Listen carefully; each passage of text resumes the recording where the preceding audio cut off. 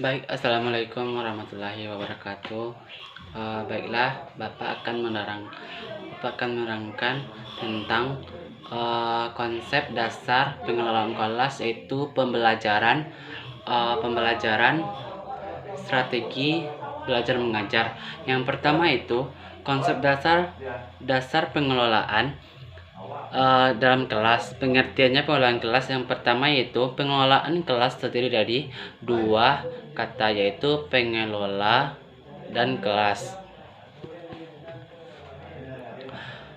Pengelolaan kelas disendiri akan katanya adalah kelola ditambah awalan per dan an. Istilah lain dari pengelolaan adalah mengamen dan mengelola adalah mengamen, berarti tata pimpinan mengelola, sedangkan kelas menurut Kemar Hamalik pada tahun 1987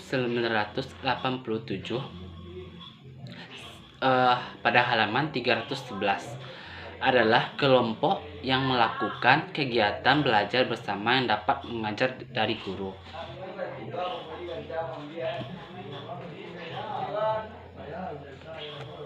Menurut Syaiful Bahri, Jamarah adalah beberapa pendekatan yang oleh guru untuk pengelolaan kelas, yaitu yang pertama itu pendekatan kekuasaan.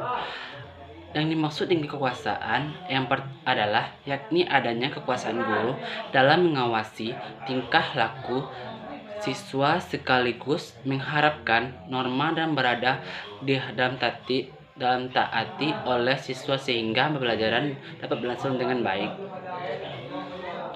Yang kedua itu pendekatan kebebasan, yakni dalam proses pembelajaran siswa harus kebebasan untuk belajar di kelas dengan guru tetap mengawasi segala perilaku siswa dalam kelas.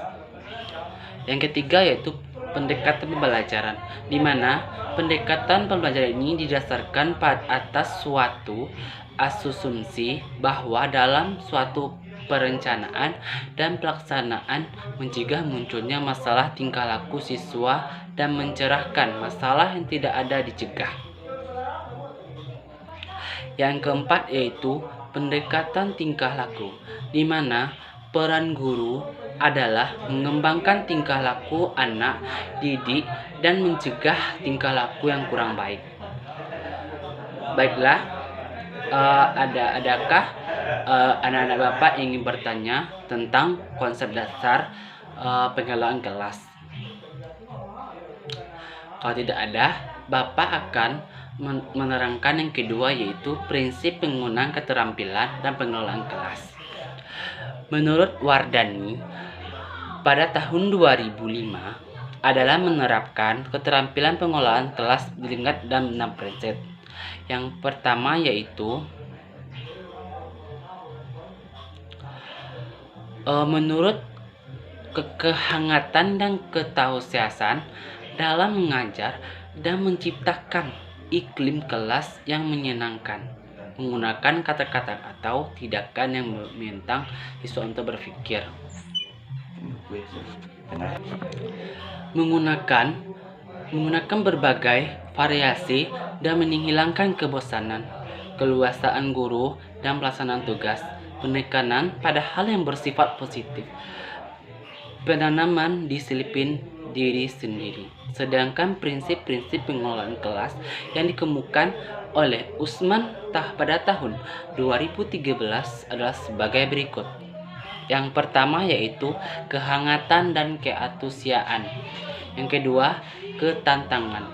Yang ketiga, variasi. Mohon anak-anak Bapak untuk diam karena Bapak akan menjelaskan prinsip-prinsip pengelolaan kelas. Bapak melanjutkan yang keempatnya yaitu berkeluasan, penekanan pada hal-hal yang positif dan penanaman disiplin diri. Keterampilan pengelolaan kelas yang baik, yang menurut Sarkika pada tahun 2014, kemampuan dan keterampilan pengelolaan kelas dalam proses belajar mengajar dan sebagai berikut. Yang pertama, menciptakan situasi yang memungkinkan anak untuk belajar. Yang kedua, sehingga merupakan titik awal keberhasilan pembelajaran. Ketiga, siswa belajar suasana yang wajar tanpa tekanan dalam kondisi yang merangsang untuk belajar. Jadi, dalam proses pembelajaran, seorang guru harus mampu menciptakan suatu kondisi yang memungkinkan siswa dalam melakukan pembelajaran, menumbuhkan sikapnya yang ramah, memiliki kesiapan demi pembelajarannya, suatu belajar dan seorang siswa mampu merasakan kenyamanannya. Andaikan Ananda, seorang guru harus berani dalam eh, menyampaikan menyampaikan pembelajaran dengan baik. Seorang siswa harus merasakan kenyamanan dalam keadaan ataupun suasana yang sewajar, tidak akan tertekan dari guru atau mampu tergangsang untuk dalam belajar dengan baik.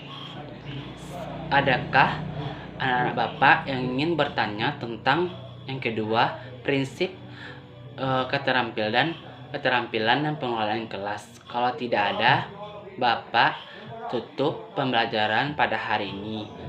Baiklah, kalau ada kata-kata Bapak yang salah, mohon dimaafkan. Assalamualaikum warahmatullahi wabarakatuh.